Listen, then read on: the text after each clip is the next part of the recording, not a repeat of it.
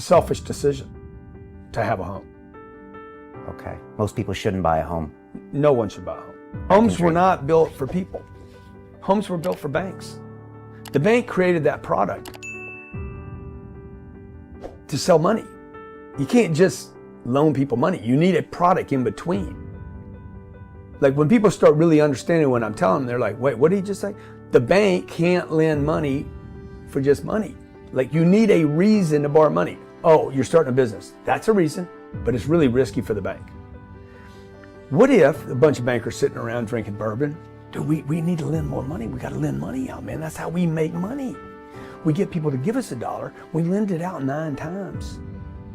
So we lend it out 9 times. We need something to lend the money on. So back in the 50s, they're like, everybody should have a home. Everybody should have a home, right? Oh man, that's pretty good. We should call it something like the American dream. Can't just call it a house, right? Everyone should have one, right? They got the politicians behind it. Yes, everyone should have one. And then what they did was basically those homes were built for banks because who made all the money on the homes? Wasn't even the builder. Certainly wasn't the homeowner. It was always the banks. Colleges was another scheme by the bank. Everyone should have a proper education, but they don't have the money for it, but they should have it. And as they offered debt, as they offered free loans to college students and families, those tuitions went up. What I do is I accumulate cash. I don't let cash sit in a bank. This is what my mom did her entire life. She let that money my dad left sit in the bank. Maybe earned a little dividend stock. I take that money, I put it in real assets. I don't give it to New York. You know where most Wall Streeters, including me, put their money? Where? We don't put it in any financial instruments. Exactly. Or stocks or bonds. Bank of America will lend me money to buy real estate, but they won't lend me money to buy their own stock. That should be a good enough indicator. It's real. I can see it. It's a simple business. My real estate will be bigger than all my other businesses combined. It is the easiest, simplest business that I have. It is indestructible. That's the other reason. So twice a year, I'm going to go broke. I accumulate cash. Once I get a certain amount, I start looking for a place for that money to go. It's going to go into a real asset. Illiquid is good, not bad. Right. So I don't want liquidity. I don't want money.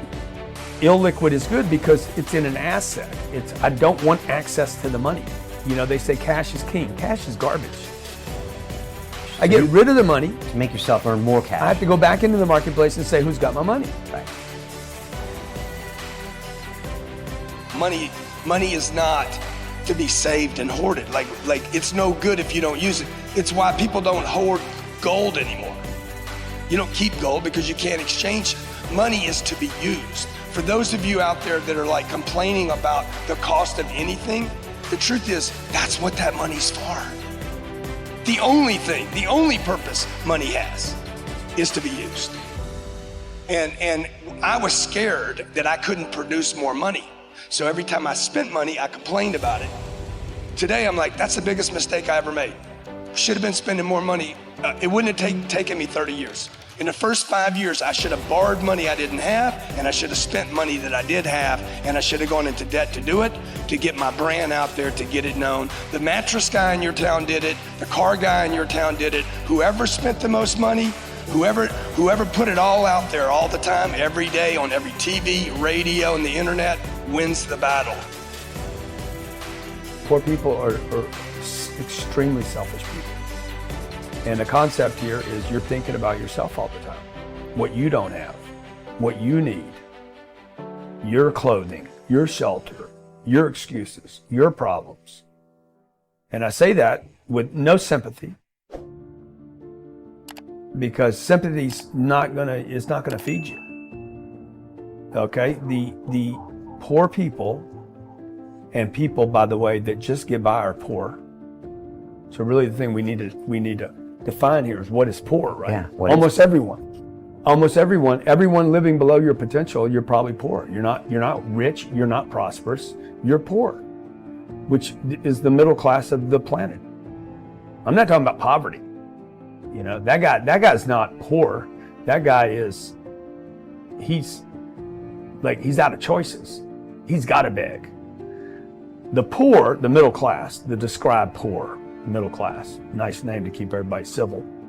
Like, let's give them homes, let's give them cars, let's indebt them, give them a good job, give them a good office, big watches, and we got slaves. But they feel good about it because they're better off than some, starving kid in Ethiopia.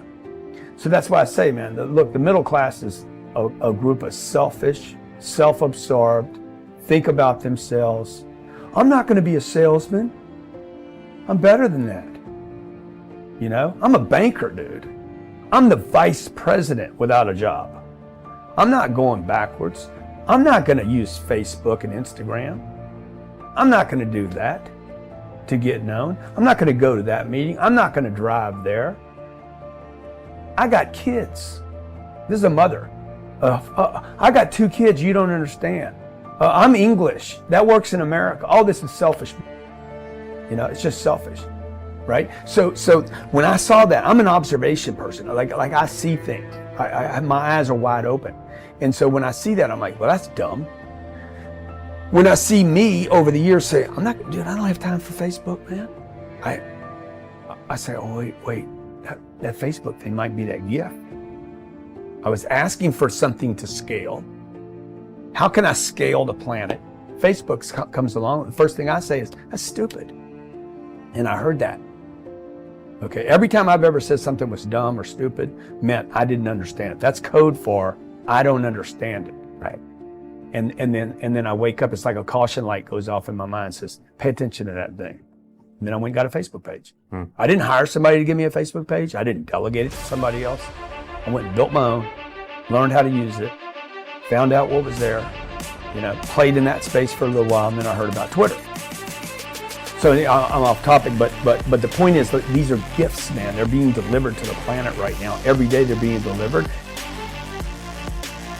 The old saying, the mind is like a parachute. It won't work if it's open.